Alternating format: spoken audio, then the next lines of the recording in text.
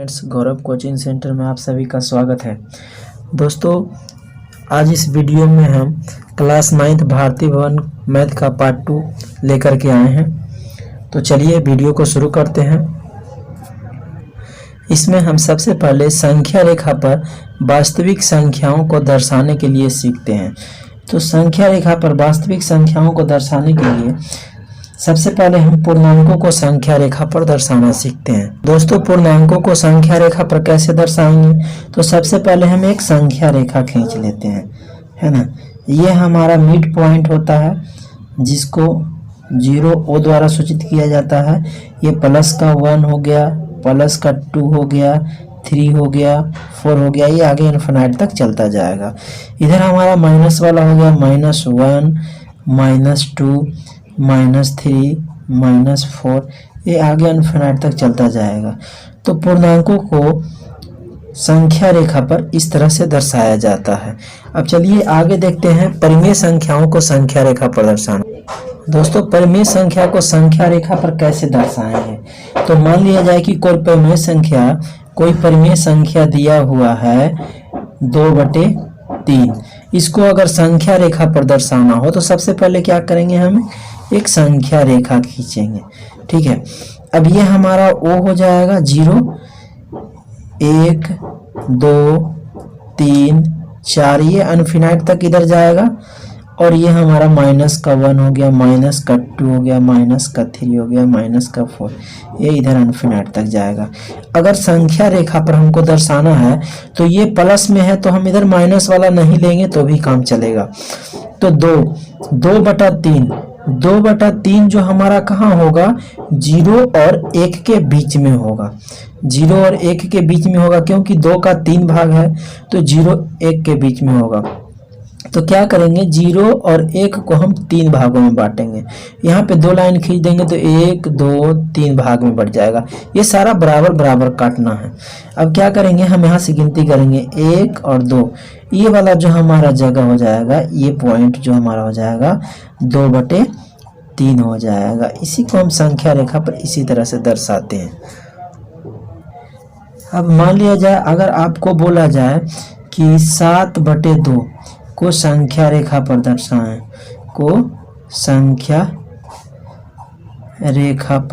दर्शाएं, तो इसको हम कैसे करेंगे? तो इसको दर्शाने के लिए सबसे पहले हम एक संख्या रेखा लेंगे। ये हमारा संख्या रेखा हो जाएगा। ये 0 हो जाएगा हमारा, O 0, 1, 2, 3 है ना, 4, ये इधर।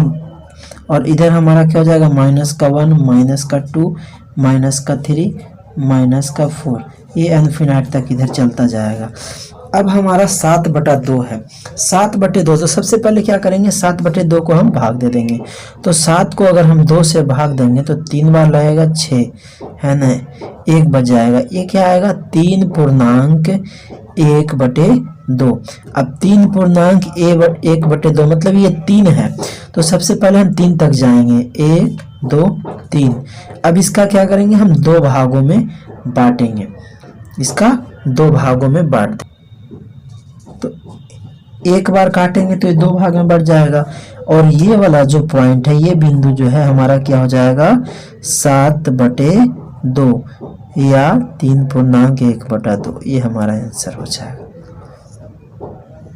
अब मान लिया जाए आपको बोला गया -11/3 को संख्या रेखा पर दर्शाएं।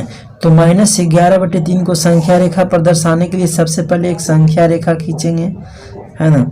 और सेम उसी तरह से करेंगे, 1, 2, 3, है ना, 4, ये इधर इन्फिनाइट तक चला जाएगा।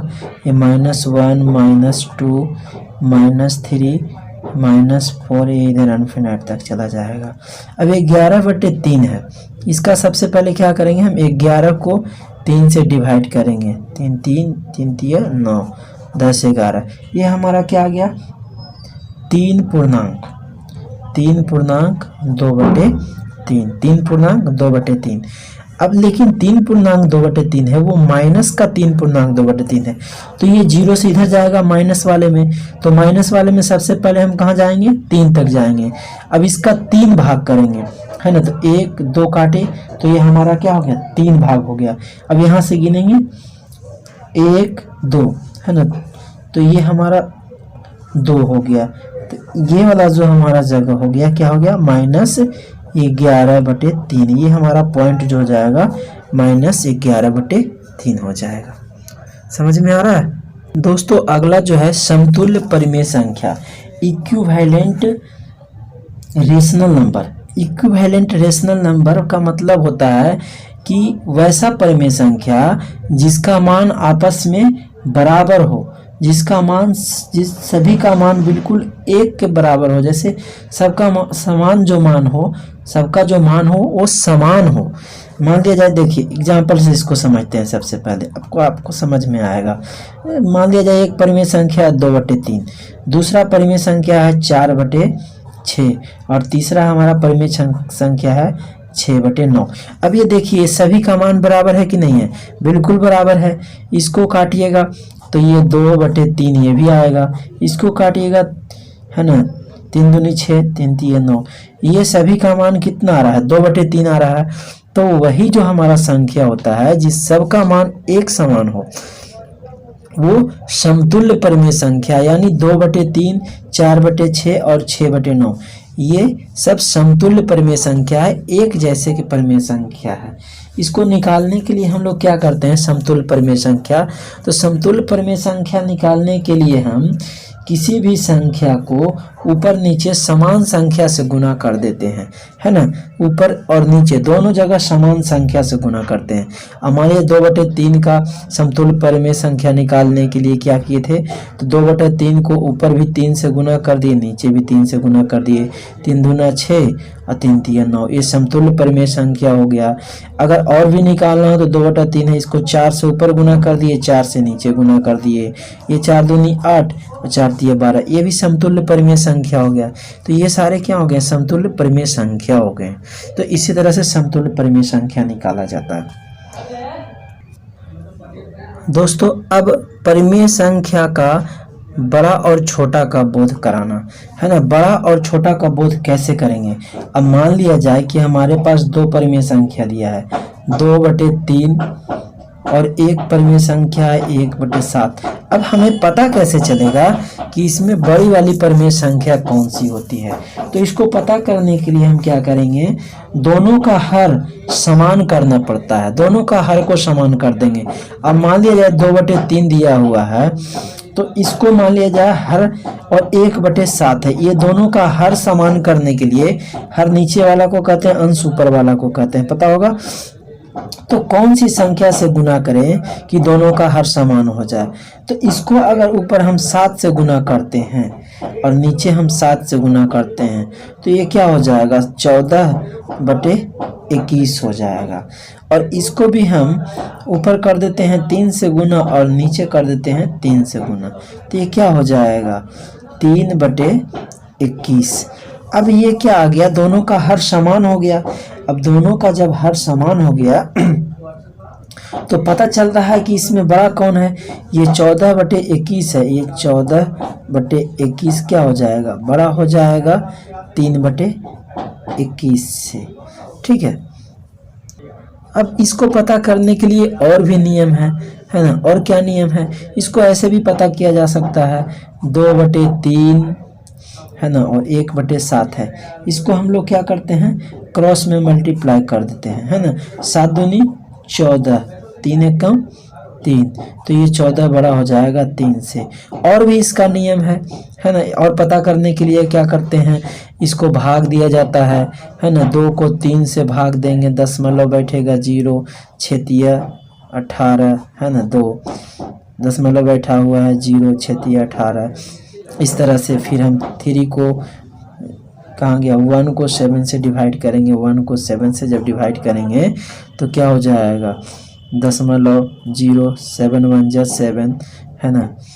फिर 3 हो जाएगा 0, 7 चौके 28। तो ये क्या हो रहा है, इसका जो मान 2/3 का जो मान था 0.66 आ रहा था और इसका मान कितना आ रहा था, 0.14। तो ये क्या हो जाएगा, ये बड़ा हो जाएगा।